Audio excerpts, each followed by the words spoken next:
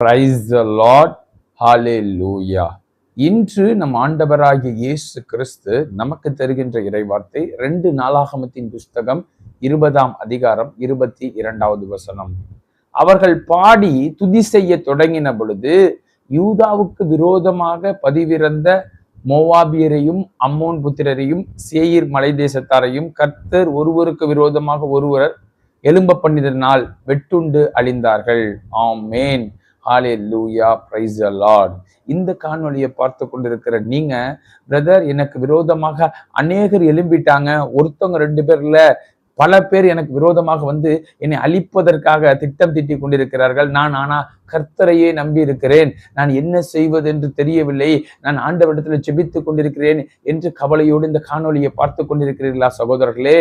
இன்று ஆண்டவராகிய இயேசு கிறிஸ்து இன்று உங்களை பார்த்து சொல்கின்றார், மகனே மகளே, நீ துதி செய்ய தொடங்கிய பொழுதே உனக்கு விரோதமாக எழும்புகின்ற அனைவரையும் முறியடிக்கும்படியாக என்னுடைய ஆவியை நான் அனுப்பியுள்ளேன் என்று ஆண்டவர் இந்த காணொளி வாயிலாக உங்களோடு பேசிக் கொண்டிருக்கிறார் சகோதரர்களே.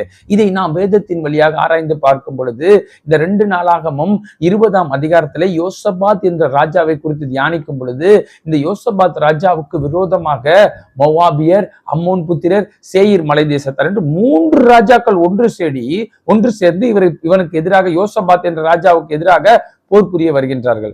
இதனால் யோசபாத் ராஜாவுக்கு பயம் வந்து விட்டது, என்ன செய்வது என்றே தெரியவில்லை. உடனே இந்த யோசபாத் ராஜா என்ன முடிவு பண்றாருன்னா, ஒரு உபவாச ஜெபத்தை ஏற்படுத்துறாரு. நம்ம கைமீறி போயிடுச்சு, கர்த்தரை தவிர ஒண்ணுமே நம்மளால செய்ய முடியாது என்பதை அறிந்து ஜனங்களை எல்லாம் அழைத்து ஒரு உபவாச ஜெபத்தை ஏறெடுக்கின்றார். அது மாத்திரமல்ல, 2 நாளாகமும் 20ஆம் அதிகாரம் 12வது வசனத்தில் ஒரு ஜெபம் பண்ணுகின்றார் ஆண்டவரை நோக்கி. இந்த திரளான ஜனங்களை சமாளிக்கிறதுக்கு எனக்கு பலன் இல்லை, அடுத்து நான் என்ன செய்வது என்று எனக்கு தெரியவில்லை, என்னுடைய கண்கள் உண்மையே நோக்கி இருக்கிறது ஏசப்பான்னு சொல்லி இந்த யோசபாத் ராஜா ஆண்டவரை நோக்கி ஜெபம் பண்றார் சகோதரர்களே. என்ன ஆயிடுச்சுன்னு பார்த்தா, எகாசியேல் அப்படிங்கிற லேவியன் மேல கர்த்தருடைய ஆவி இறங்கி அவர் சொல்றாரு, யூத ஜனங்களே நீங்க பயப்படாதீங்க, யோசபாத் ராஜாவே நீ பயப்படாதே, நான் அவர்களுக்கு விரோதமாக அவர்கள் வெட்டுண்டு போகும்படியாக ஒரு ஆவியை அனுப்பி இருக்கேன், நீங்க தரித்து நில்லுங்கள், கர்த்தர் உங்களுக்காக யுத்தம் பண்ணுவார், நாளைக்கு கர்த்தருடைய அந்த காட்சியை நீங்க காண்பீர்கள்னு சொன்ன பிறகு இவர்கள் கிளம்பி போகும் பொழுது முதலாவது பாடகர் குழுவை இந்த யோசபாத் ராஜா அனுப்புகின்றான்.